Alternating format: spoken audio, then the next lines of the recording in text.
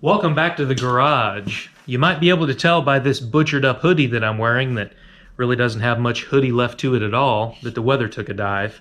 It's not quite winter time yet, but it's in the 50s today, and then 2 days from now it's supposed to be in the upper 70s again, so you really gotta love the weather here in Missouri. But anyways, in today's video it's time to dive into the front and rear differentials on the CJ2A chassis. I'm going to check the fluid. If it looks all right, I'll leave the covers on, but if it looks suspicious, we'll pull the covers off, and hopefully there's nothing chunky hiding behind either one. I'm also going to take the plasma cutter, possibly even the die grinder and the air chisel, and get the battery tray off of here, and probably remove all 4 shocks that you may have noticed in the last video are held on here by nails. Yeah.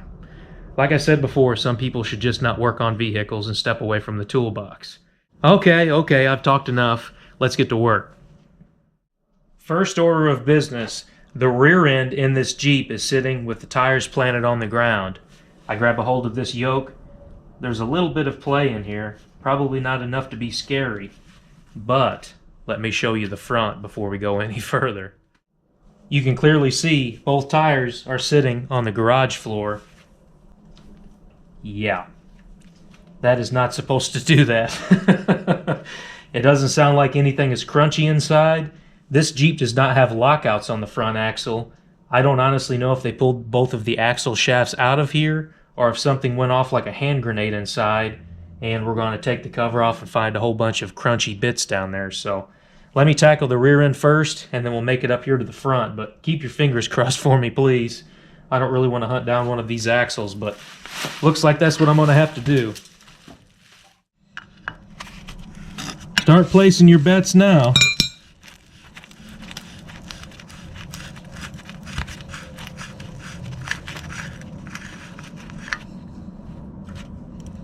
Doesn't look too scary, like chocolate milk on the inside of the plug.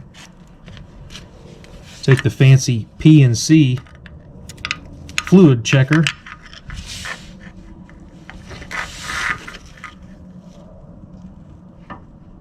Well, that looks like brownie batter.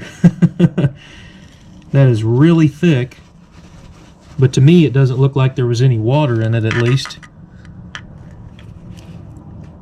Wow, that is really thick. That almost looks like grease.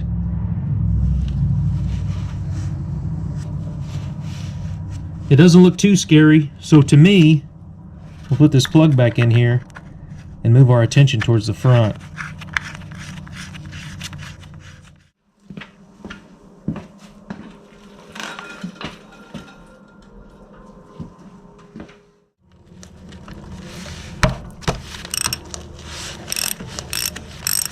I think it's making more sense now. Whenever I picked this Jeep up, it had really wide tires on the back and skinny ones on the front.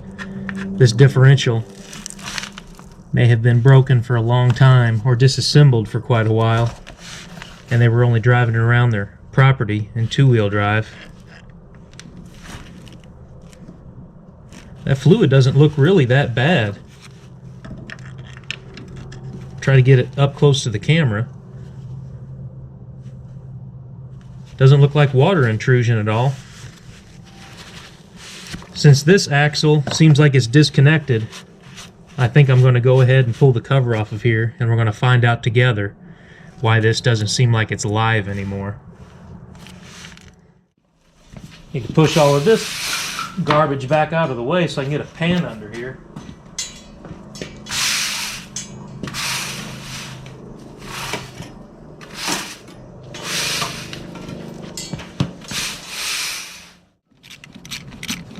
I've got one bolt left in the top.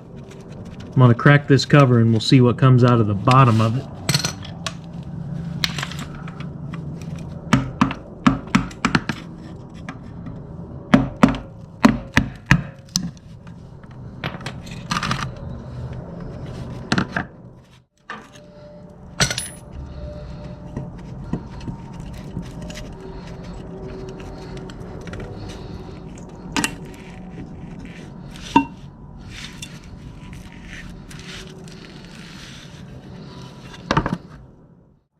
Just to reiterate, I don't have lockouts on the front of this. Maybe you're a Jeep person and you're screaming at your television right now, or your phone, wherever you're watching this video, I don't understand how this works. I don't see any problems internally. Even the teeth on the pinion look just fine. This turns over with no problems. I just don't understand what locks this axle together. There's no vacuum port on this axle from what I can tell.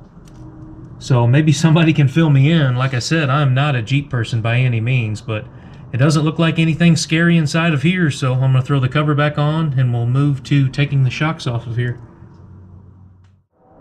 Here's a better look at that fluid that come out of the front differential. You can see a pretty good metallic sheen to it, so I'm guessing that's probably not a good sign. This may in fact be the easiest shock removal that I've ever done on a vehicle. Like I said, they're held on by nails, but I noticed the driver's side is only held on by a nail at the top, and that's barely. So I can clip that one, pull the shock off of here. One on the passenger side isn't much better. You can definitely tell that they had some fun with this old Jeep.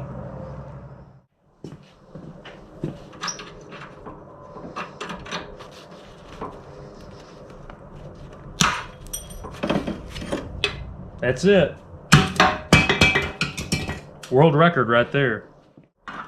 I just about took back what I said about these shocks just being held on by nails until I seen the passenger side actually had a cotter pin in the bottom, but as soon as I touched it, it crumbled and fell into dust. So I stick with what I said at first, just held on by nails. All four shocks are off of this chassis. The rear ones weren't even worthy of me recording because basically as soon as I touched them, they fell off in my hands. So now that the shocks are out of the way, it's time to get this ugly battery tray removed from the frame. Flash forward to that nice 70-degree weather that I was talking about. It's Thursday after work. It's almost 5 o'clock in the evening. I need to get to this. I'm going to remove the battery tray because it's so badly rusted and I probably need to relocate it in the first place. So I need to remove this rivet here. There's a weld on the inside brace that I can cut off once I get the top section off of here. And there's 3 rivets across the back. Well, 2. I haven't really decided yet if I'm going to cut this one and take these engine perches off of here. I just noticed something out of the corner of my eye. Don't put your hand down on the tire. But I'll probably go ahead and buzz these welds they've got on this engine mount that they adapted. It looks pretty bad. I might just leave the perch to see if I can reuse it with the 2.5 turboed engine that's going in here. I know a lot of people don't like whenever you take a video, condense it down and put music over it, but I'm not going to lie. I'm probably going to end up doing that. Hopefully this video will be short, and there's a lot of work that goes into pitching the sound of the grinder so it doesn't deafen you. So I'll add some music over here and hopefully it turns out all right, but let's get to work.